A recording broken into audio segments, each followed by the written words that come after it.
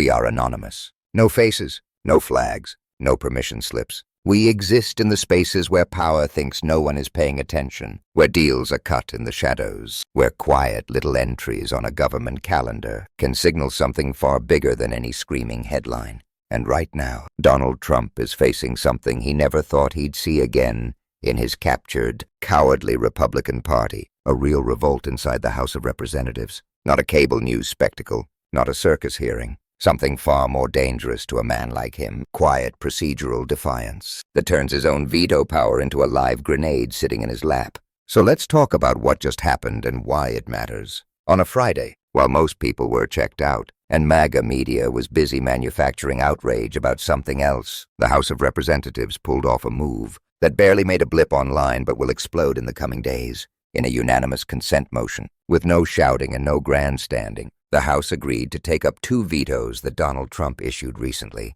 No objections, no MAGA warrior standing up to block it, just quiet agreement.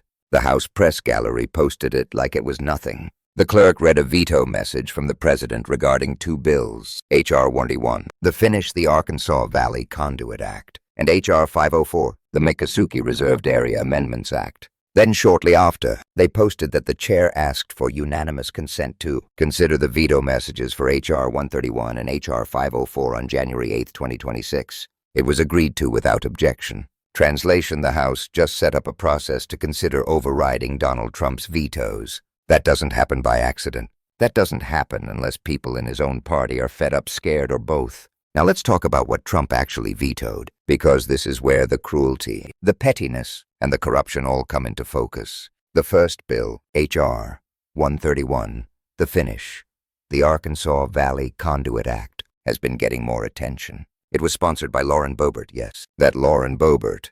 But this wasn't a MAGA stunt. It was a bipartisan bill to provide clean water to at least 50,000 people in Colorado. We're talking about a region where, because of environmental conditions and contamination risks, water can become toxic and dangerous. This project would provide clean water and make access cheaper and safer for tens of thousands of people. And Donald Trump vetoed it, not because it was wasteful, not because it was unconstitutional, not because there was some serious policy conflict. He vetoed it for 2 petty vindictive reasons. First, he's retaliating against Lauren Boebert herself. She signed onto a discharge petition to release the Epstein files that threaten to expose the powerful network of enablers, protectors, and co-conspirators that Trump and his circle are desperate to keep in the dark. For simply supporting transparency, she became a target of Trump's rage. Second, he's retaliating against the state of Colorado. Why? Because Colorado refuses to release Tina Peters, a convicted felon who acted as basically a co-conspirator with Trump in trying to overturn the 2020 election results. Peters is not a political prisoner. She's someone who tried to help sabotage democracy. And because Colorado refuses to bend the knee and let her go, Trump is punishing an entire region's access to clean water. Imagine that. A supposed law and order president using the veto pen like a mob boss, punishing entire communities to protect his allies and punish his critics. Then there's the second veto, H.R. 504, involving the Miccosukee tribe. Their tribal and ceremonial lands are in the Everglades. That's their home, their history, their identity. But under Trump, working alongside Ron DeSantis, the regime treated those lands like expendable real estate. They ignored tribal rights. They disregarded tribal claims and ownership. And they went ahead and built what has been described as an alligator Alcatraz concentration camp, a hastily constructed immigrant detention facility sitting right on the ceremonial grounds of the Miccosukee tribe. As journalist Ana Cabo explained, in July the Miccosukee tribe sued both Florida and the federal government over this facility in the Everglades, a place they call home. They were not asking for special treatment. They were demanding basic respect and legal recognition for their land and their people. In response, Trump didn't just ignore them. He retaliated again. He vetoed funding for a water project for the tribe, a project that had bipartisan support. And in his veto message, he actually cited their opposition to his immigration policies. He literally used the power of the presidency to punish an indigenous tribe for daring to challenge his cruelty, retaliating against Boebert, retaliating against Colorado, retaliating against the Miccosukee tribe, blocking clean water to tens of thousands of people. These aren't policy disagreements. These are the actions of an authoritarian, vindictive small man who believes that government money is his money, that federal power is his weapon. and that human beings are bargaining chips. Now Trump doesn't do this alone. He has enablers, and at the top of that list in the House is Speaker Mike Johnson, MAGA Mike. As Marjorie Taylor Greene herself said, the House of Representatives doesn't really have a speaker. In her words, Mike Johnson is speaker in name only. His job is to carry out whatever Donald Trump tells him to do, to block votes, to stall bills, to use the People's House as Trump's personal legal defense committee. So how did we get to a place where, on a Friday very quietly, the House put these veto messages on the calendar for January 8th, knowing very well that it could lead to overriding Trump's vetoes, because Mike Johnson is hanging by a thread and the MAGA caucus is in chaos? When Congress comes back, the pressure points are everywhere. There is growing attention on the cover-up of the child sex trafficking ring tied to Epstein and the role of Donald Trump, and MAGA Republicans in violating the Epstein Transparency Act, dragging their feet, hiding documents, and doing everything they can to keep certain names and details under wraps. On top of that, there's another government shutdown looming on January 30th. You might be thinking, didn't we just have a shutdown fight? Yes. The last compromise was a short extension. Just kick the can to January 30th. And now here we are, less than 30 days away from that date, and Trump's government is about to run out of money again, because his regime and these MAGA Republicans are utterly incompetent. The House is supposed to work with the executive branch, pass a budget, and keep the government functioning. That's basic governance, not rocket science. But under Trump and MAGA, we get cliff after cliff, shutdown threat after shutdown threat, all while they whine about Democrat chaos as they drive the car directly toward the wall.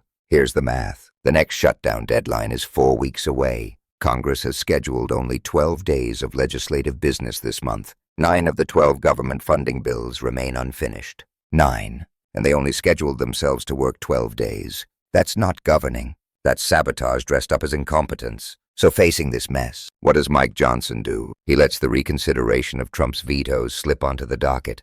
It looks like a routine procedural move, but it signals a caucus in revolt, factions fighting, and members worried about their own political survival. Because here's what else is coming before the House, as Jamie Dupree laid out, along with a ridiculous bill about showerheads. Yes, really. There is a bill to amend the Energy Policy and Conservation Act, just to revise the definition of showerheads. That's one of MAGA Mike's big priorities. While people are struggling with healthcare costs and the government is about to shut down, he's focused on showerheads. But showerheads aren't the only thing on that schedule. There's also a 3-year extension of health insurance, subsidies, Affordable Care Act, premium subsidies being pushed by Democrats via a discharge petition.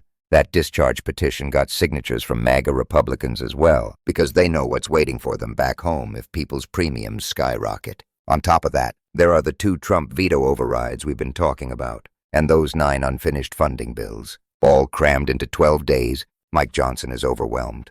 He's losing control. And in that chaos, the unanimous consent to take up Trump's vetoes went through without objection. Now to override Trump's vetoes on the Colorado Clean Water Project and the Miccosukee Clean Water Project, 2 things have to happen. The House needs a 2/3 vote. The Senate needs a 2/3 vote.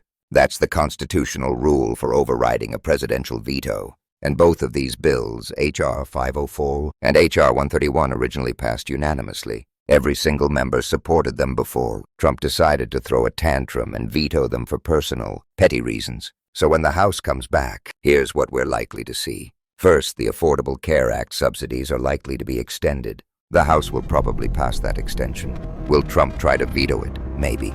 But then the question becomes, what does the Senate do when the House passes it overwhelmingly? Will the Senate treat it like the Epstein discharge petition and move it along with a voice vote of unanimous consent? Or will someone object and try to block it? Either way, that fight is going to expose something Trump hates more than anything else. Republicans breaking ranks when their own voters are about to get crushed. Because on top of that healthcare fight, you have the push to override his vetoes. You have 9 government funding bills that must get done. And you have a growing demand to expose the Epstein files, release relevant videos that don't compromise operations, and show the public what has been hidden.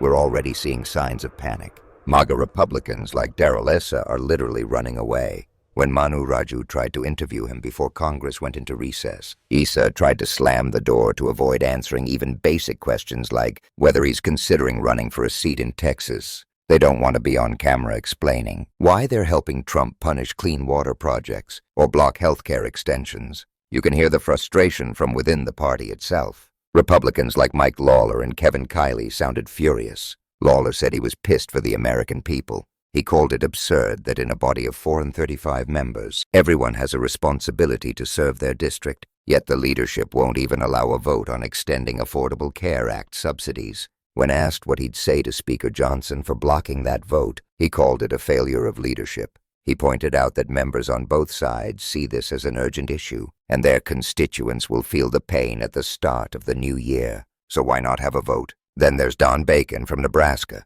He said that all these folks are going to have to go back home and look voters in the eye and admit they've done nothing while their premiums go up by $2,000 a month. He said reality is going to hit, that they need at least a short-term extension and then deeper reforms. He also pointed out the speaker's mindset. Johnson is hearing from Republicans who say they never voted for the ACA or the Inflation Reduction Act, so they think this is a Democrat problem. But Republicans are the ones in charge, and Bacon warned that if they don't extend these subsidies, it will be used like a sledgehammer against them a year from now, and the real-world damage will be enormous. Even on the Epstein issue, cracks are forming. Senator Tom Tillis said he's okay with releasing certain video and wants the facts to make an informed decision. Others said, we gotta release the video. We gotta get the Epstein files released. We gotta get any videos that don't compromise mission integrity and just get the stuff out there. That's not the language of a confident regime. That's the language of people hedging their bets. And then you have Republican Brian Fitzpatrick. He said plainly, if you don't have a better plan, get on board with ours. Doing nothing is not an option. He's heard Republicans rail against the Affordable Care Act and premium tax credits for years without offering a real alternative. He voted against the repeal of the ACA in his freshman term because the replacement was rushed and insufficient. And years later, they still don't have a workable plan for everyday Americans. He admits the premium tax credit structure isn't perfect. He doesn't like the lack of income caps, or that the money all flows to insurance companies, but with a cliff coming at the end of the year. He says they need to extend it for at least 2 years with guardrails and income caps. And remember, the Epstein discharge petition wasn't the only one. There was also a discharge petition on collective bargaining rights for federal employees, after Trump and MAGA tried to block that as well. There is a pattern here. Trump uses power to punish and control, and again, people on both sides of the aisle are forced to find procedural ways around him. So here's where we are. The House has scheduled a vote to consider overriding Trump's vetoes on the Miccosukee Water Project and the Colorado Clean Water Project. Healthcare subsidies are on the line. Government funding is on the line. The Epstein cover-up is being peeled back piece by piece, and inside Trump's own party, members are panicked enough that they're willing to quietly set the stage for open rebellion when the cameras aren't looking. This is what a full revolt looks like in a captured party. Not sudden courage, but slowly building defiance hidden inside procedure. Discharge petitions, unanimous consent motions, calendar entries on a Friday that most people would scroll past. But every one of those moves adds up. We are anonymous. We watch the quiet things, not just the loud ones. Trump's vetoes were meant to show power. Instead, they've exposed weakness. They've shown a man so petty, he'll block clean water and punish tribes, and sabotage healthcare just to get revenge and protect his secrets. And now, even his own allies are calculating the cost of staying chained to him as the ship sinks. So here's what you can do. Pay attention. Don't just wait for the headline that says historic revolt after it happens. Watch the small votes. Watch the unanimous consents. Watch who runs from the cameras and who finally breaks ranks. Talk about it. Share it. Amplify it. Support independent journalism and any effort to force transparency on the Epstein files on detention facilities, on how your government uses your money and your name. Don't let them quietly bury this story when the House returns. If you're watching this, make sure your voice is louder than their silence. Spread the word. Stay informed. Stay engaged. We are anonymous, and we will keep exposing them before the news becomes breaking.